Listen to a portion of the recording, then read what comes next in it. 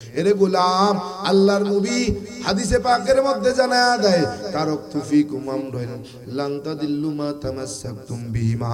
ও উম্মত, শুনে রাখো, ততক্ষণ পর্যন্ত তুমি পথভ্রষ্ট গোমরাহ হবে না যতক্ষণ পর্যন্ত তুমি কিতাব আল্লাহ ওয়া সুন্নতি রাসূল বলে এই দুইটা জিনিসকে আঁকড়ে ধরবা। এক নম্বর আল্লাহর কোরআন, দুই নম্বরে নবীর সুন্নাহ। আরে গোলাম, নবীর সুন্নাহ মানতে বলছে, কিন্তু আমাদের সমাজে এমন কিছু কথা হয় বলে কোরআন হাদিস মানলে আর কিছু লাগে না। বলে হাদিস, হাদিস কাকে বলে? বলে আল্লাহর রাসূল যা বলছেন সব হাদিস। এরে গোলাম, হাদিস মানতে বলে নাই, একটা হাদিসও নাই হাদিস মানার কথা আমার নবী বলছেন।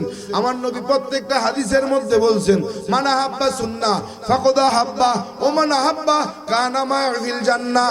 আমার রাসূল বলেন, আমাকে যদি ভালোবাসতে চাও আমার সুন্নতকে ভালোবাসো, আমার সুন্নতকে যদি ভালোবাসতে পারো আমি রাসূলের সঙ্গে জান্নাতে যাইবা।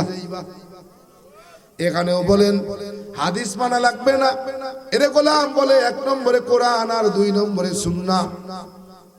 এই দুইটা জিনিস যদি আঁকড়ে ধরতে পারো কখনো পথভ্রষ্ট গোমরাহ হবে না। বলে কেমন? বলে গোলাম, ভালো করে খেয়াল করে শুনে রাখো, সমস্ত হাদিস কিন্তু সুন্নত না রে, কিন্তু সমস্ত সুন্নতি হাদিস। কথা কন, আগে বুঝেন, সমস্ত হাদিস সুন্নত না, কিন্তু সমস্ত সুন্নতি হাদিস।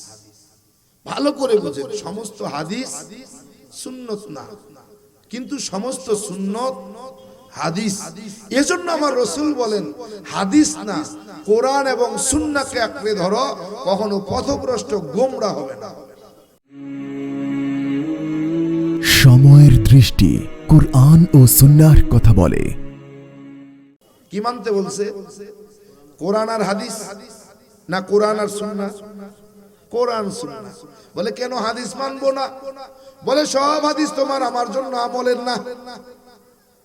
আমার রাসূল দাঁড়ায় প্রস্তাব করছেন, তুমি করো না কেন? বলে আমার উম্মতের জন্য দাঁড়ায় প্রস্তাব করা জায়েজ না, ওটা রাসূলের জন্য, ওটা রাসূলের জন্য। কিন্তু হাদিস স্পষ্ট, বুখারীর হাদিস, বুখারীর হাদিস। এখন যদি তুমি খালি খালি বুখারী বুখারী করে চিল্লাও তাহলে হবে? হ্যাঁ, বুখারী মানো তো সব হাদিস মানো, কিছু মানবা কিছু মানবা না, তার নাম তো। যদি না মানো তাহলে ছেড়ে দাও। তুমি অর্ধেক মানবা আর অর্ধেক মানবা না, এটার নাম ইসলাম না। ইসলাম হলো উদখুলু ফিস সিলমি কাফা। ইসলাম বলে, রব বলে, ইসলাম পুরোপুরি ভাবে মানতে হবে। কিছু মানবা কিছু মানবা না, এর নাম ইসলাম না। হাদিস খেয়াল করেন, হাদিস আর সুন্নাহ দুটা ভিন্ন। সমস্ত হাদিস হাদিস, সুন্নাহ না, কিন্তু সমস্ত সুন্নাহ হাদিস। সমস্ত হাদিসই সুন্নাহ না, কিন্তু সমস্ত সুন্নাহই হাদিস। আগে বোঝেন, ভালো করে বোঝেন, সমস্ত হাদিস আমল করার জন্য না, কিন্তু সমস্ত সুন্নাত আমল করার জন্য। কি রাসূলের জন্য বলেন, যতক্ষণ পর্যন্ত তুমি কোরআন সুন্নাহকে আঁকড়ে ধরবা ততক্ষণ পর্যন্ত তুমি পথভ্রষ্ট গোমরাহ হবে না। যখনই তুমি কোরআন আর সুন্নাহকে ছেড়ে দিবা তখন তুমি গোমরাহ হবা। কি বুঝাতে পারি নাই? রাসূল অন্য হাদিসে মধ্যে বলেন, খায়রুকুম মান তাআল্লামাল কুরআনা ওয়া আল্লামা। এ উম্মত, তুমি যদি দামি হতে চাও, উত্তম হতে চাও, শ্রেষ্ঠ হতে চাও, তো শোনো, তার চাইতে উত্তম, তার চাইতে দামি, তার চাইতে শ্রেষ্ঠ আর কে আছে যে নিজে কোরআনের ইলম শিখেছে এবং অপরকে শিখিয়েছে? তার চাইতে দামি আর কেউ নাই। রাসূল অন্য হাদিসের মধ্যে বলেন, তালাবুল ইলমি ফরিদাতুন আলা কুল্লি মুসলিম। বলে উম্মত শোনো, প্রত্যেক মুসলমান নারী এবং পুরুষ, কি বলছে? নারী এবং পুরুষ। শুধু পুরুষরাই হাদিস শিখবে, কোরআন শিখবে, ইলম শিখবে না। রাসূল হাদিসের মধ্যে বলেন, স্পষ্ট করে বলেন, প্রত্যেক মুসলমান, প্রথমেই নারী শব্দ ব্যবহার করছেন, নারী এবং পুরুষ। ইলমে দ্বীন শিক্ষা করা ফরজ। ইলমে দ্বীন শিক্ষা করা কি? তুমি পুরুষের জন্য যেমন ফরজ, নারীদের জন্য ঠিক তেমন ফরজ। তুমি জানবা, নারীরা জানবে না তা হবে না, তাদেরকেও জানাইতে হবে, তাদেরও জানার অধিকার আছে, তাদেরকেও ইলম শিখাতে হবে। আপনি মনে করছেন মেয়েদের আর ইলম শিখে লাভ কি? থাকবে শ্বশুর বাড়ি, খাবে পাতিল ঘষে, তার খালি খালি ওরে মাদ্রাসায় পড়ায় ইলম শেখায় কি ফায়দা? তাই না? আপনাকে জবাবদিহিতা করতে হবে হাসরের ময়দানে। আপনি পার পাবেন না। আপনার অধীনস্থ যারা ছিল তাদেরকে ইলমে দ্বীন শিখান নাই কেন? আপনাকে জবাবদিহিতা করতে হবে। এজন্য রাসূল বলেন এক নম্বর হাদিসে, ততক্ষণ পর্যন্ত তোমরা পথভ্রষ্ট গোমরা হবে না যতক্ষণ পর্যন্ত তোমরা কোরআন এবং সুন্নাহকে আঁকড়ায়া ধরবা। 2 নম্বর হাদিস, তোমরা যদি দামি হতে চাও, উত্তম হতে চাও, শ্রেষ্ঠ হতে চাও, তাহলে কোরআনের ইলম শেখো এবং অপরকে শিখাও। যার দরুন আজকে আপনাদের এই মাদ্রাসা, যার দরুন কি আপনাদের এই মাদ্রাসা, এই মাদ্রাসার গুরুত্ব এই হাদিসের কারণে। এই হাদিস যদি আমার রাসূল না বলতেন তাহলে মাদ্রাসার গুরুত্ব থাকতো না, মাদ্রাসার প্রয়োজন ছিল না। যে যেভাবে পারে সেভাবে শিখবে, না শিখলে না শিখবে। যেহেতু রাসূল হাদিসের মধ্যে বলছেন যে ইলম শিখতে হবে ফরজ, এটা বলে এটা কোথা থেকে শিখবে? কোথায় শিখবে? এটা মাদ্রাসার মক্তবে ছাড়া আর শেখার কোনো জায়গা নাই। বলে এই জন্য দ্বীনি মারকাজ লাগবে, মাদ্রাসা লাগবে, মক্তব লাগবে। মক্তব আর মাদ্রাসা ছাড়া ইলমে দ্বীন শেখা যায় না, ইলম শেখা যায় না। কি কথা বলেন, ঠিক কিনা? 3 নম্বর বলে প্রত্যেক নারী আর পুরুষের জন্য আমার রাসূল ইলমে দ্বীন শিক্ষা করা ফরজ করে দিয়েছেন। তাহলে এবার আসেন আমরা কোরআনের আয়াতের দিকে ফিরে যাই। আমার আল্লাহ তাআলা ডাক দিয়া বলতেছেন, যালিকাল কিতাব, এটা এমন একটা মহাগ্রন্থ, লা রাইবা ফি, যার মধ্যে কোনো ভুল নাই, সন্দেহ নাই, হুদাল লিল মুত্তাকিন, এটা কেবল তারাই উপকৃত হবে যারা হেদায়াত প্রাপ্ত মুত্তাকি হতে পারবে। এই কোরআনের ভুল বের করার জন্য যুগে যুগে কালে কালে কম বেঈমানেরা চেষ্টা করে নাই, পারছে? পারছে? কিয়ামত পর্যন্ত পারবে? কখনো সম্ভব? বলে কিয়ামত পর্যন্ত এই কোরআনের একটা জের, একটা জবর, একটা পেশ, একটা নুক্তারও পরিবর্তন করার ক্ষমতা পৃথিবীর কারো নাই। যখন কোরআন নাজিল হইতেছে মক্কার জমিন থেকে 3 মাইল উত্তরে, কত? 3 মাইল উত্তরে, ভালো করে ইতিহাস মুখস্থ করেন। কয় মাইল উত্তরে? 3 মাইল উত্তরে 610 খ্রিস্টাব্দ 21শে আগস্ট 20শে রমজান, কত? 610 খ্রিস্টাব্দ 21শে আগস্ট 20শে রমজান, দিবাগত রাতে, মানে 21এর রাত, জাবালে নূর নামক পাহাড়ে, হীরা গুহা নামক গর্তের ভিতরে আমার রাসূলের কাছে ওহী চলে আসলেন, জিবরাইল আমিন আসলেন। আমার রাসূল ধ্যানমগ্ন অবস্থায় দোয়া করতেছেন। একদিন নয়, 2 দিন নয়, বলে টানা 17 বছর। যেই দিন আমার রাসূলের বয়স 23 বছর, সেই দিন থেকে নিয়ে শুরু করে 40 বছর বয়স হওয়া পর্যন্ত আমার রাসূল রাত্রির বেলা ওই হীরা গুহার মধ্যে বসে বসে আল্লাহর কাছে দোয়া করেছেন, আয় রব, এই গ্লানি যুক্ত সমাজকে গ্লানি মুক্ত করে দেন, অন্ধকার সমাজকে আলোয় পরিণত করে দেন। এভাবে দোয়া করতেছেন। ঠিক 21শে রমজানের দিবাগত রাত্রিতে, 20শে রমজান দিবাগত রাত্রিতে জিবরাইল আমিন এসে হাজির হয়ে গেছেন। এসে বলতেছেন, যোগো মুহাম্মদ, আমার রাসূল চোখ খুলে দেখে বিশাল বড় এক আকৃতির, এক দানব আকৃতির এক ব্যক্তি এসে হাজির হয়েছে। আমার রাসূল বলেন, মান আনতা শায়েখ, আপনার পরিচয় কি শায়েখ, আপনি কে? জিবরাইল আমিন বলতেছেন, আনা জিবরাইল, আমি আল্লাহ তাআলার বার্তাবাহক, আমি জিবরাইল। সুবহানাল্লাহ। বলে কেন আসছেন? বলে আপনার আজকে 40 বছর বয়স পূর্ণ হয়েছে, নবুয়তের বয়স হয়েছে, রব্বে কারীম নবুয়তের সিল মোহর দিয়ে পাঠিয়েছে, আপনাকে নবুয়তের সিল মোহর দেওয়ার জন্য আসছে। সুবহানাল্লাহ। আমার রাসূলের ফিট মোবারকে নবুয়তের সিল মোবারক সিল মোহর লাগায়া দিলেন। জিবরাইল আমিন বলতেছেন, ওগো আল্লাহর নবী, এখন থেকে আপনি আল্লাহর প্রিয় বান্দা, নবী এবং রাসূল। সুবহানাল্লাহ বলেন। এখন থেকে আপনি আল্লাহ পাকের প্রিয় বান্দা, নবী এবং রাসূল। জিবরাইল আমিন বলতেছেন, ইয়া রাসূলুল্লাহ, আল্লাহ তাআলা আপনার জন্য ওহী পাঠিয়েছে, কোরআনে কারীম পাঠিয়েছে। জিবরাইল আমিন বলতেছেন, ইকরা। আল্লাহর নবী জীবনে কোনোদিন স্কুল কলেজ ভার্সিটিতে পড়ে নাই, কোনোদিন মাদ্রাসাতেও পড়ে নাই। আমার নবী বলতেছেন, আনা বি কারীম, আমি পড়তে জানি না, পড়তে জানি না। জিবরাইল আমিন আমার রাসূলকে বুকের সঙ্গে জড়াইয়া চাপ দিলেন, চাপ দিয়ে ছেড়ে দিলেন। ছেড়ে দিয়ে বলতেছেন দ্বিতীয়বার, ইকরা। আমার রাসূল দ্বিতীয়বার বলতেছেন, আনা বি কারীম, আমি পড়তে জানি না। দ্বিতীয়বার বুকে জড়াইয়া চাপ দিলেন, ছেড়ে দিলেন, বললেন ইকরা। আমার রাসূল তৃতীয়বার বলতেছেন, আনা বি কারীম, আমি পড়তে জানি না। তৃতীয়বার বুকের সঙ্গে জড়াইয়া চাপ দিয়ে ছেড়ে দিলেন, বলতেছেন ইকরা বিসমি রাব্বিকাল্লাযী খলাক। এ নবী, পড়ুন আপনার রবের নামের পড়া, যিনি আপনাকে সৃষ্টি করেছেন। আল্লাহু আকবার। বলতে দেরি, আল্লাহর নবী পড়তে দেরি নাই।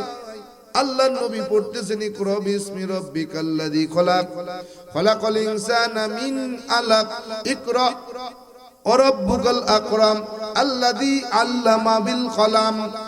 আল্লাহর নবী পাঁচ আয়াত পড়ে শোনায়া দিলেন। জিবরাইল আমিন চলে গেলেন। আমার নবী ঘরের মধ্যে ফিরে আসতেছেন। আম্মা জান খাদিজা রাদিয়াল্লাহু তাআলা আনহা ঘরের মধ্যে, শরীর থরথর থরথর থরথর করে কাঁপতেছে রে। আমার নবীর গায়ে প্রচন্ড জ্বর, শরীর প্রচন্ড ব্যথা। আয়েশা আম্মা জান খাদিজারে ডাক দিয়ে কয়, খাদিজা, শরীরে প্রচন্ড জ্বর উঠেছে, কম্বল দিয়ে আমাকে একটু ঢেকে দিবেন। বলে হ্যাঁ। আমার নবীকে কম্বল দিয়ে ঢেকে দিলেন। আল্লাহর নবীর শরীরের কাঁপুনি থামে না। আম্মা জানকে ডাক দেয়া বলে, আমার নবী ডাক দেয়া বলে, খাদিজা, আপনি যদি আমাকে একটু শক্ত করে জড়ায়া ধরতেন। আম্মা জান খাদিজা রাদিয়াল্লাহু তাআলা আনহা শক্ত করে জড়ায়া ধরেছেন। আমার নবী ওই কম্বলের ভিতর থেকে গুনগুন গুনগুনায়া কান্না করে। আম্মা জান খাদিজা ডাক দিয়ে বলেন, নবী আমার, কেন কান্না করেন গো নবী? আপনাকে না আজকে আমার আল্লাহ তাআলা নবুয়তের সিল মোহর দিয়েছে। আজকে থেকে না আপনাকে আল্লাহ তাআলা নবী হিসেবে কবুল করেছে। ও নবী, কেন কান্না করে? আমার নবী কোনো কথা বলে না। আমার আম্মা জান খাদিজা রাদিয়াল্লাহু তাআলা আনহা ডাক দিয়ে বলেন, ও নবী, বুঝেছি আপনার আব্বা আপনার জন্মের আগেই আপনার আব্বাকে হারিয়েছেন। আপনার আব্বা যদি দুনিয়ার জমিনে বেঁচে থাকতেন আজকে অনেক খুশি হইতেন। আপনার আব্বা নাই, এজন্য বোধহয় কান্না করেন। বলে না না, বলে নবী আমার, তাইলে কি আম্মা জানের জন্য কান্না করেন? যে আম্মাকে আপনি 6 বছর বয়সে হারিয়েছেন গো আল্লাহর নবী, এই আম্মা জানের জন্য বোধহয় কান্না করেন। আজকে যদি আম্মা জান বেঁচে থাকতেন আম্মা জান বড় খুশি হয়ে যাইতেন, এই জন্য বোধহয় কান্না করেন। বলে না না, তাইলে কেন কান্না করেন গো আল্লাহর নবী? বুঝেছি, দিন প্রচার করার জন্য, নবুয়তের দায়িত্ব পালন করার জন্য অর্থ দরকার, সম্পদ দরকার। আপনার তো সম্পদ নাই, আপনার তো অর্থ নাই, এজন্য বোধহয় কান্না করেন। ও গো আল্লাহর নবী, আপনার ঘরে আসার আগেও আমি দুইজন স্বামীকে হারাইছি। ও নবী আমার, 2 জন স্বামীর সম্পদ আমার ঘরের মধ্যে আছে। মক্কার জমিনে আমার চাইতে ধনী আর কেউ নাই, আমি মক্কার জমিনে সব চাইতে বড় ধনী। ও নবী আমার, আপনার দিন প্রচারের জন্য আমার সমস্ত সম্পদগুলো দিনের জন্য দান করে দিলাম। আমার নবীর কান্না থামে না। আম্মা জান কয়, নবী আমার, কেন কান্না করেন? ও নবী, বুঝেছি আমি আপনার ঘরের বিবি, আমি যদি কালেমা না পড়ি মানুষের কাছে কেমনে কালেমার দাওয়াত দিবেন, এজন্য কান্না করেন। ও নবী, আর টেনশন করিয়েন না, আর কান্না করিয়েন না, আপনি আমারে পড়ায়া দেন লা ইলাহা ইল্লাল্লাহ ইল্লাল্লাহু মুহাম্মাদুর রাসূলুল্লাহ। আম্মা জান খাদিজা রাদিয়াল্লাহু তাআলা আনহা ইসলাম গ্রহণ করে নিয়েছেন। ইসলামে সর্বপ্রথম দাখিল হয় একজন নারী, তার নাম খাদিজাতুল কুবরা রাদিয়াল্লাহু তাআলা আনহা। আল্লাহু আকবার। কোরআন নাজিল হইতেছে, মক্কার জমিনে কোরআন নাজিল হয়। আবু জাহাল, উতবা, সাইবা, আবু সুফিয়ান এই বেঈমানেরা কয়, আরে যে মুহাম্মদ একবারে মূর্খ, জীবনে কোনোদিন স্কুল কলেজ ভার্সিটিতে পড়ে নাই, জীবনে কোনোদিন মাদ্রাসায় যায় নাই, ওই মুহাম্মদ, আবার ওই মুহাম্মদের উপরে নাকি তার আল্লাহ কোরআন পাঠায়, বিশ্বাস করা যায় না। মুহাম্মদের চাইতে কত জ্ঞানী এই মক্কার জমিনে আছে রে, তাদেরকে কি তার আল্লাহ চোখে দেখে না? নাউজুবিল্লাহ। ওই বেঈমানেরা বলতেছে না না না না, এটা তার আল্লাহর কথা হতে পারে না।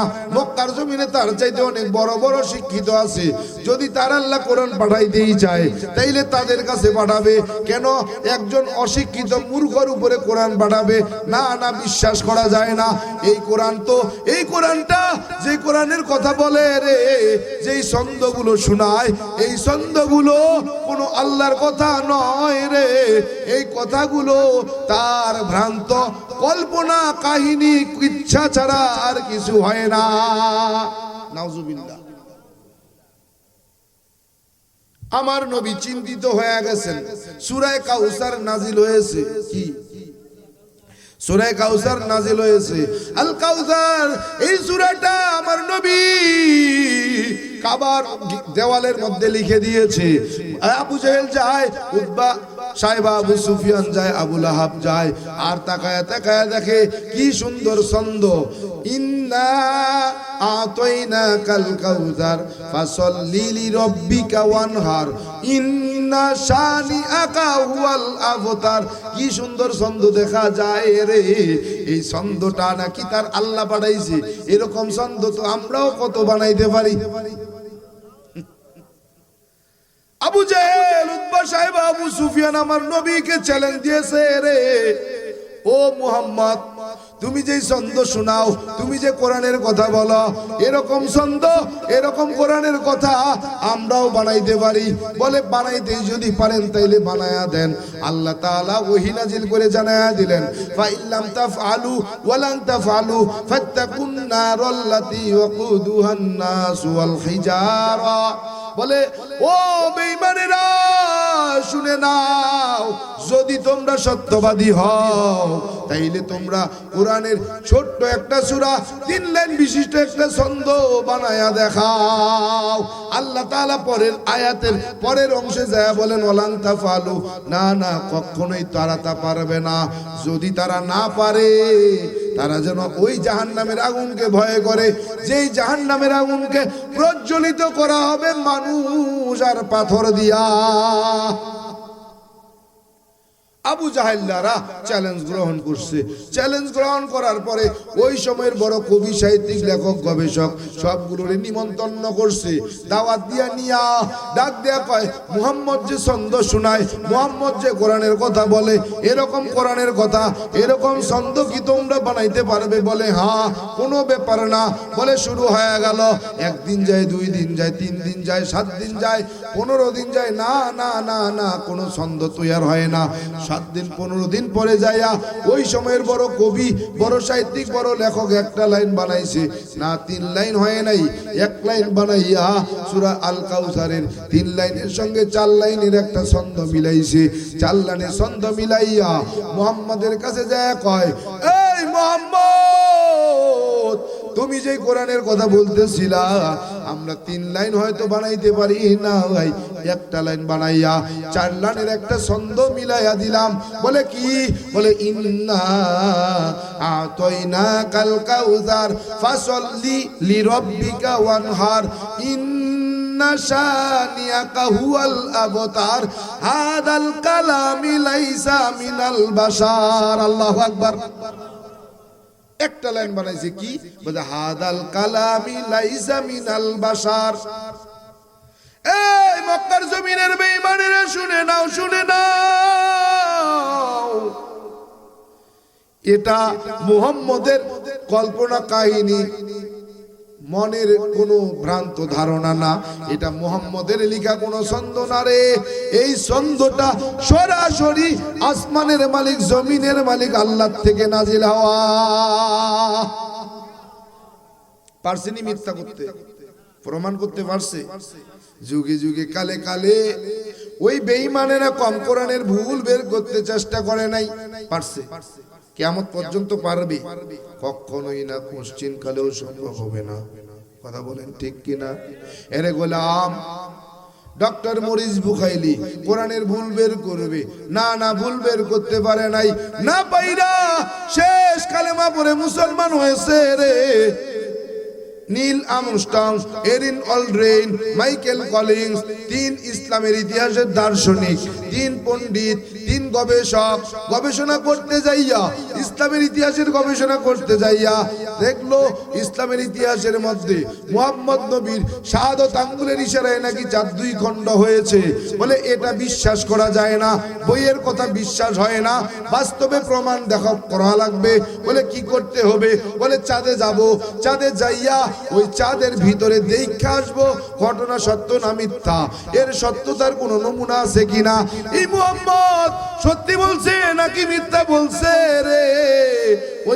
ওই তিন বন্ধু মিল্লা বলে চিন্তা ভাবনা করতেছে, গবেষণা করতেছে কিভাবে চাঁদে যাওয়া যায়। বলে হেলিকপ্টার নিয়ে যাবো। কয় মহাশূন্যে গেলে হেলিকপ্টার অকেজ হয়ে যাবে, হেলিকপ্টার ধ্বংস হয়ে যাবে। বলে বিমান লইয়া যাবো। বলে না না, মহাশূন্যেও বিমান চলে না। এরে বলে রকেট নিয়ে যাবো। বলে না না, মহাশূন্যে রকেটও চলে না। তাইলে কি করা যায়? তিন বন্ধু মিলা এমন একটা যানবাহন বানাইছে রে, যেটার নাম হলো অ্যাপোলো 11। কি বানাইছে? অ্যাপোলো 11।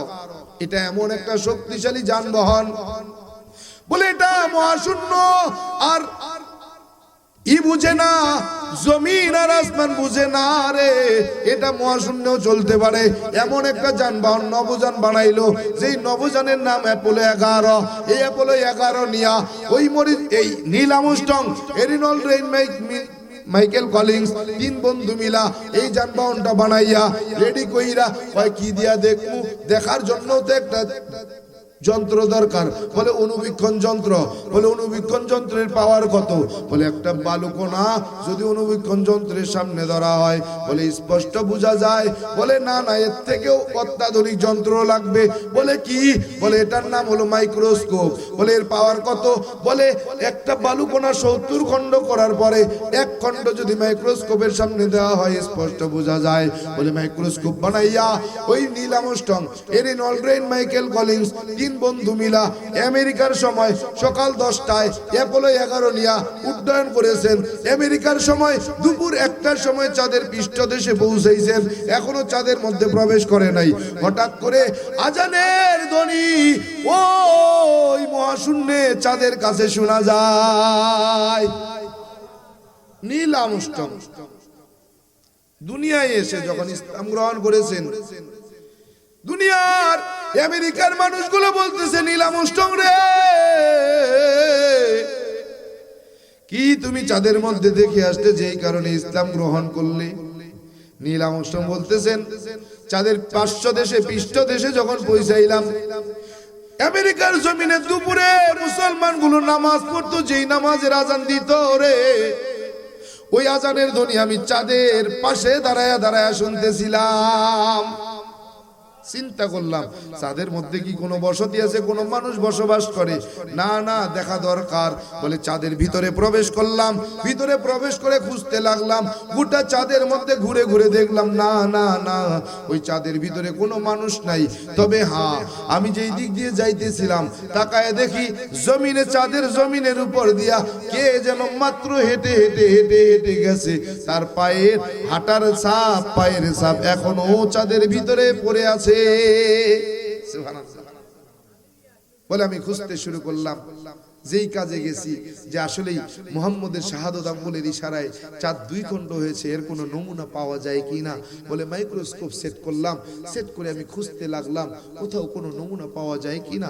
দেখতে দেখতে দেখতে দেখতে দেখতেছি একটা পর্যায়ে চাঁদের মাঝামাঝি আড়াআড়ি ভাবে একটা দাগ, চাঁদ 2 খণ্ড হওয়ার যে দাগ, এটা স্পষ্ট বোঝা যাইতেছে। 1400 বছর পরে ওই মাইক্রোস্কোপ দিয়ে চাঁদ 2 খণ্ডের নমুনা দেখা নীল আর্মস্ট্রং কালেমা পড়ে নিয়েছে, কিন্তু আবু জাহাল ওই সময় সরাসরি নিজের চোখে দেখাও কালেমা পড়ে নাই। আবু জাহাল পাহাড়ের চূড়ায় বসে বসে অপেক্ষা করে, আমার নবী পাহাড়ের কিনারা দিয়ে হেঁটে যায়। আবু জাহাল ডাক দিয়ে কয়, মুহাম্মদ তাল কাছে আসো। আমার নবী পাহাড়ের চূড়ায় উঠছে, চাচার কাছে গেছে। আবু জাহেল ডাক দিয়ে কয়, মুহাম্মদ তুই বলে আল্লাহর নবী? সত্যি? কি কইছে? এখনো বিশ্বাস হয়নি। কয় সত্যি তুই আল্লাহর নবী? বলে হ্যাঁ, বিশ্বাস হয় না? কয় যদি প্রমাণ করতে পারো তাইলে বিশ্বাস হবে। কি প্রমাণ করব? কই চাঁদ দেখো, চাঁদ দেখি তো। কয় তো শাহাদাত আঙ্গুলের ইশারা দিয়ে চাঁদ 2 খণ্ড করতে পারবি? কয় করলে কি হবে? কয় করলে আমি কালেমা পড়বো, তোর কাছে মুসলমান হবো, তোর ধর্ম গ্রহণ করবো। বলে চাচা সত্যি তো? বলে হ্যাঁ। বলে পাক্কা? হ্যাঁ পাক্কা। কোনো ঝামেলা নাই তো? না কোনো ঝামেলা নাই। শিওর? বলে হ্যাঁ শিওর।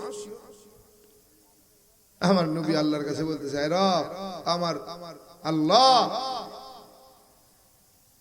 আমার এই শাহাদাত আঙ্গুলের কোনো ক্ষমতা নাই। আল্লাহ আমার শাহাদাত আঙ্গুল আপনার কুদরতে শাহাদাত আঙ্গুল হয়ে যান। আল্লাহ এই আঙ্গুল দিয়ে চাঁদ 2 খণ্ড করে দেখান। আপনি যদি আমার আঙ্গুলে এই ক্ষমতা পাওয়ার দিয়া দেন, আমার চাচা কালেমা পড়বে। আয় আল্লাহ আপনি আমার শাহাদাত আঙ্গুলে সেই পাওয়ার দিয়া দেন। বইলাই আমার নবী চাঁদের মাঝামাঝি এভাবে দাগ দিয়েছে, চাঁদ 2 খণ্ড হয়ে পড়ে গেছে। আবু জাহেল পাহাড়ের উপর থেকে লাফ দিয়ে নিচে নেমে কয়, মুহাম্মদ রে তুই জাদুঘর জানতাম, দুনিয়াতে তুই বড় জাদুঘর এটা জানতাম, কিন্তু তুই আসমানেও জাদু করতে পারো, এত বড় জাদুঘর তা আমার জানা ছিল না। জোরে কর নাউজুবিল্লাহ। কালেমা পড়ছে, এরপরেও কালেমা পড়ে নাই, কিন্তু 1400 বছর পরে যাইয়া নীল আর্মস্ট্রং চাঁদ 2 খণ্ডের নমুনা দেখা কালেমা পড়ে মুসলমান হইছে।